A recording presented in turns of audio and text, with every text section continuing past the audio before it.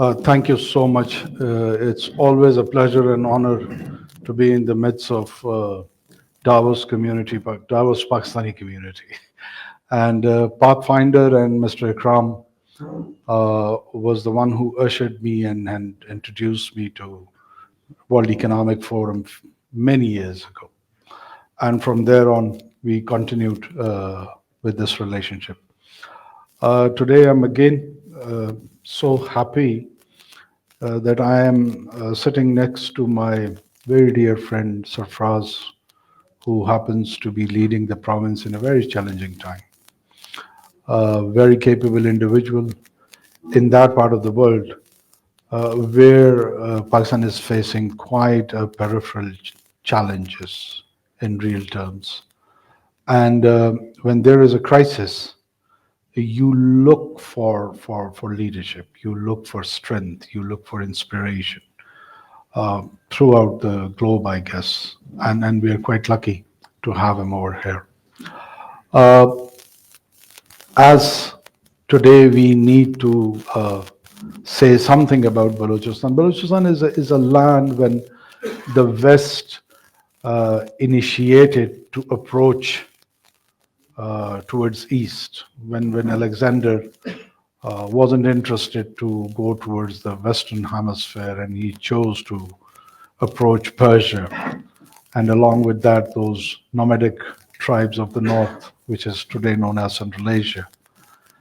He hailed the whole journey when he was coming towards the North India. That is the part which is current day Pakistan and half of that is Balochistan. I was once joked by some intellectuals. I won't call them pseudo-intellectuals, Michael, but they were intellectuals. And they said that, oh, he's boasting about the historical genesis of more than 12,000 years, although the Indus civilization in itself is a bit younger than that. And I repeat that, yes, we are more than 12,000 years old. Mehergarh civilization was discovered by the French archaeologist mid-70s. And they were the people who gave the early inhabitants to Indus civilization. It was the Mehergarh, the Bolan, from where we started this journey. And then many historical changes happened. Many races settled there. Many languages emerged there. So we've got a collective memory which has multiple and diversified sort of social, religious, and political experiences. But it has been housed to Buddhism, it has been housed to polytheism, it has been housed to Hinduism, it has been housed to monotheistic, latest settlement of Islam, starting from Sanskrit to Arabic to Persian. All the languages have influenced us, and now we have got our own distinct languages, the main three languages of Pashto and Balochi and Brahmi. So an area which is rich in history, an area which is rich in natural resources, and particularly when the world would be heading towards sustainable development and the alternate energy, there are rare earth materials in form of natural resources, and probably we would be the one important source to the global supply chain in next decade, two or so. So a country which half of that is comprised by our province, rich history, natural resources, scarce and sparse population. We're not that many. It's an opportunity and challenge both. So the opportunity and the challenges are that whether we choose to have the politics of identity or the politics of development, or a mix of both. There are radical positions where people want to have only politics of identity, and there are people who another extreme wants to focus on the economic exploitation, and then the development paradigm is there in the ultra-capitalist model. But there has to be a balance. There has to be a balance which needs to be struck down, and all the relevant political and economic questions can be answered over there. So we are Pakistan's challenge, and we are Pakistan's future, and we are Pakistan's opportunity. We are both. I want to thank Pathfinder Group and the Sehgal family. And it's an honor to share the stage with the Chief Minister and former Caretaker Prime Minister. And I think your point that you made about the importance of having politics of identity and development at the same time, I think that's a very important point, and to strike a balance, and that you can't have exclusively one without the other. So Balochistan has become synonymous with both Pakistan's aspirations and its challenges. It's a rich province in natural resources. It hosts a 760-kilometer-long coast, and it's the recipient of significant CPEC investment. However, it also struggles with terrorism, armed separatism, insufficient human development, and shares a border with two economically isolated countries that, of course, are both sources of security challenges on their own, and we've seen that over the last couple of years. Pakistan, in general, is facing a dual security threat right now from militancy in Balochistan and the renewed challenge of the TTP and KP, both of which have also challenged Chinese investment in the country, and also Chinese workers. And by the way, this isn't, I come from the United States, this isn't a good thing for the United States either. In fact, I don't think Pakistan should be a place where the United States and China compete. I actually think we have very similar interests in many ways, and we can operate in parallel with one another. And the relationships are different, but both are important. And I think Pakistan also wants to strike a balance. Thank God we haven't returned to an era where bomb blasts were routinely occurring in major Pakistani cities, such as we saw in the 2000s and 2010s. Much of the violence is occurring in places like southern KP and Balochistan. The TTP under Nur Wali Masood is shrewd enough to focus much of its violence on the police and the security forces. And he's also been able to reabsorb numerous splinter groups. And this puts the hard-won gains of Azerbaiján at risk of being completely reversed if we're not careful. And while it's a good thing that this violence is largely out of sight and out of mind for many Pakistanis and the wider world, there's also a risk that because this is not affecting the country as a whole in many ways, or at least not on a day-to-day basis, that it will be allowed to fester into something uncontrollable. And I think Pakistan and the world has to ensure that that doesn't happen. There are some in the international community, and particularly in the United States at times, who view this surge in terrorism as the consequence of Pakistan's own actions. I think this is a simplistic narrative. While I think Pakistan is receiving a rude awakening regarding the true nature of the Afghan Taliban, it's also true that Pakistan was largely put in an impossible position during the 20-year US war in Afghanistan. Pakistan was asked to take a gamble on the US resolve to remain in Afghanistan and the resilience of an Afghan government that frankly melted away before the US even completed its withdrawal. So historians will spend decades dissecting our mutual failures during the War on Terror era. And for the last 2 decades, militancy has surged back and forth across the border like a seesaw. And the real tragedy is that both the United States and Pakistan fought similar terrorist threats, but rarely in a coordinated fashion. What's important today, though, is that Pakistan should remain stable and terrorism should not be tolerated in Khyber Pakhtunkhwa, Balochistan, or anywhere else. And I think we're at a point where the United States, Pakistan, and the world can work together in a more functional way, particularly because US troops are not in Afghanistan. And in some ways, our interests are actually even in more alignment than they were before because of that. And of course, not all sources of terrorism are homegrown, and that's particularly true in Balochistan. And I think it's important for people to understand Pakistan's perspective and not dismiss Pakistan's concerns when it comes to the meddling of other powers inside Pakistan. In fact, former Secretary of Defense Chuck Hagel admitted as much about India's occasional role in sponsoring terrorist groups. But it is actually Pakistan that can create the conditions that deny the opportunity to exploit conditions inside the country. And it's Pakistan that has the power to change that dynamic.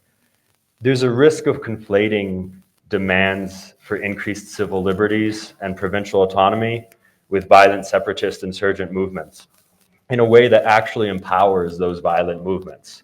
And I think that needs to be avoided at all costs.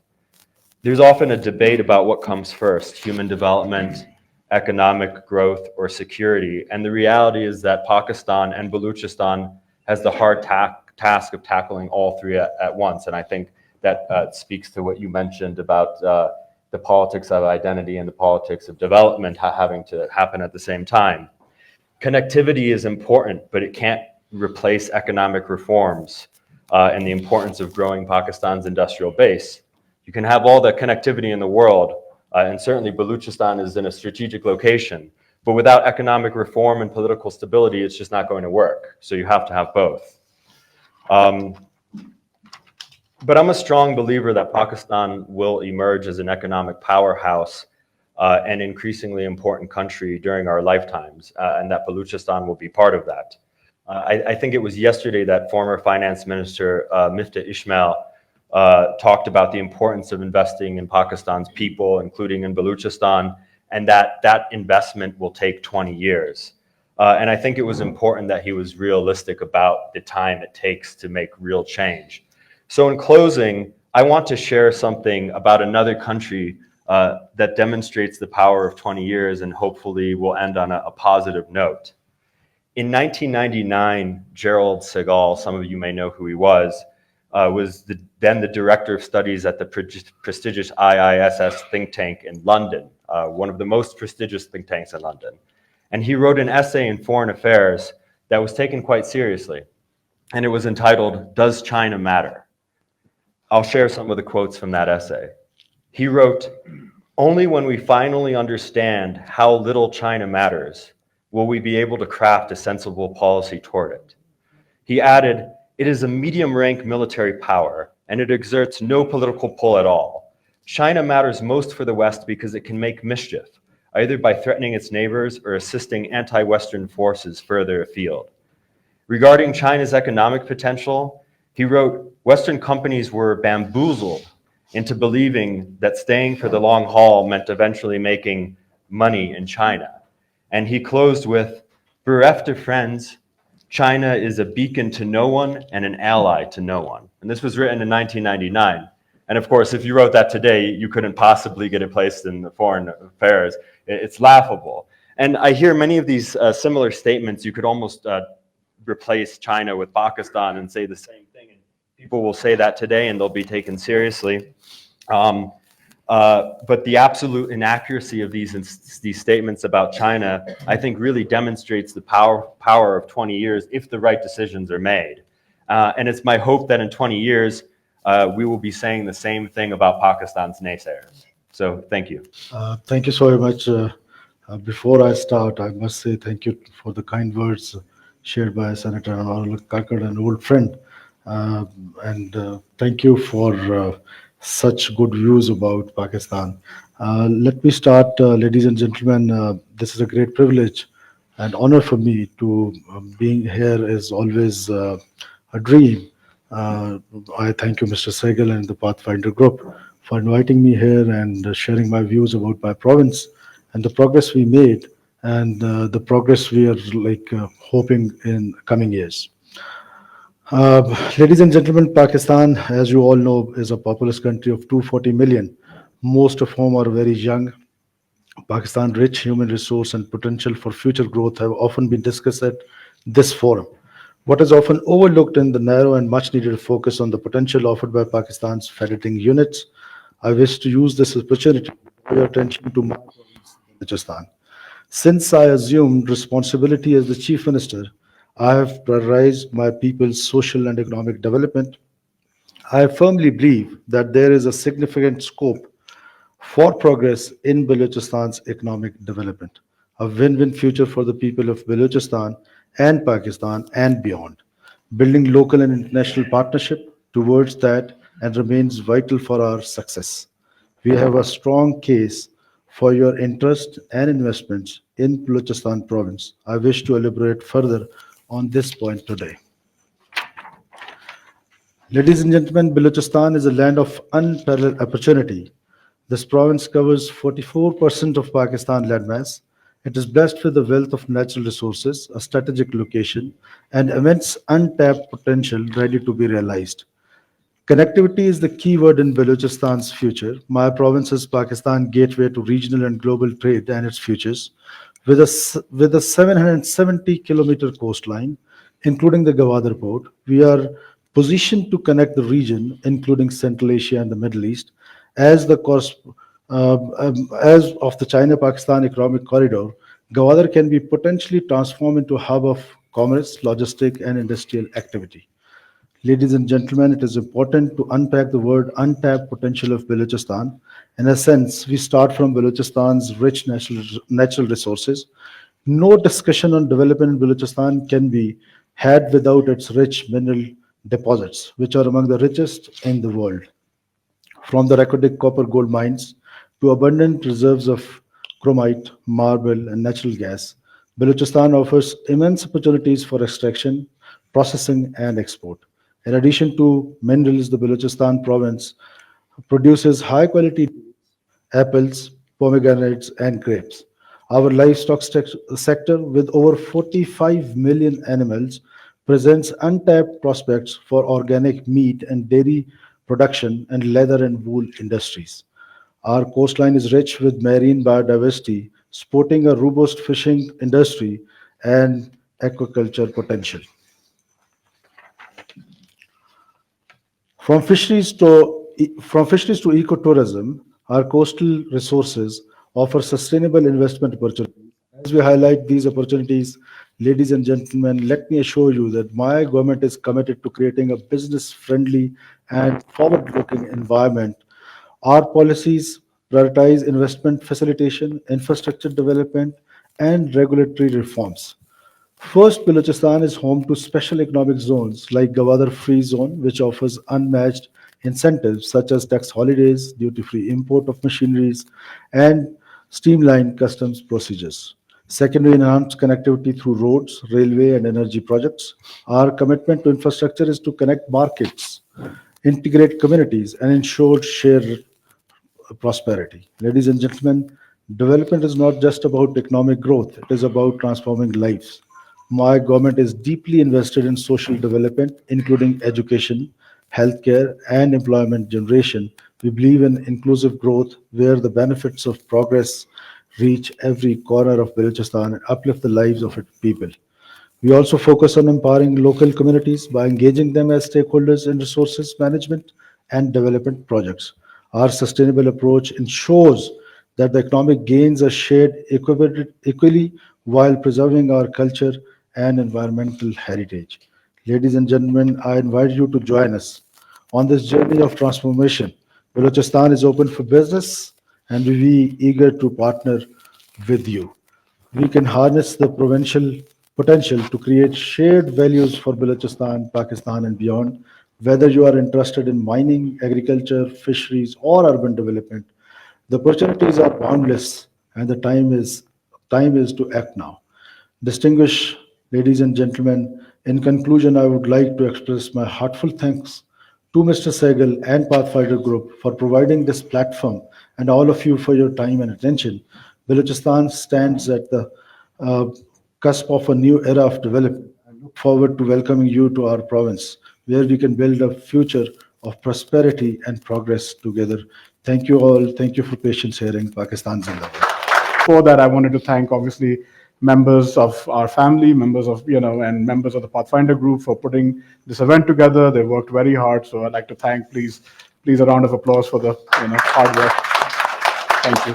Thank you very much, and it's a real honor to have Mr. Sarfaraz Bugti here, and some of you don't know another attachment to him. We're both aliens Yes. from Lawrence College, Godagali, right? And he's a very big supporter of Godagali, and everybody sort of talks about him. And before him, of course, Zafrullah Jamali, who was the Prime Minister, also was there. In fact, most of the donations of grounds, etc., that have come out of the mountains have been done by Balochistan in Lawrence College, Godagali. I think that's very good. I think I'm going to change the subject from war and this. All right.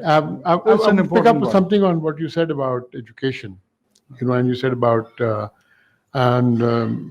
Mr. Sarfaraz Bugti will agree with me, because in Lawrence College, a number of head boys have been from Balochistan, right? And I know a number of cadet colleges, the Jajja Cadet College.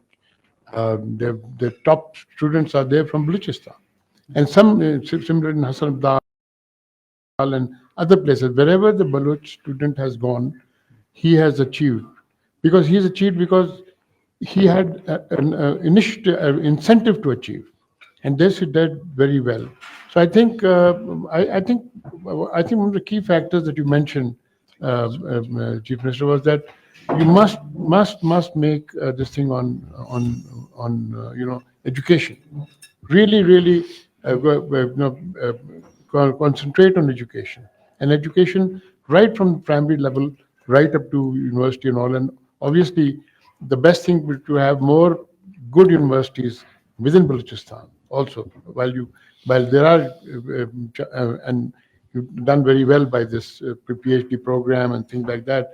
I think education is the need of the hour, and also education, which I'm sure the Chairman Software Export Board would tell you that the startups which are coming from Balochistan, as in IT, one of our commercial interests in IT, the startups that are coming from Balochistan is a tremendous incentive, and I think we must Adam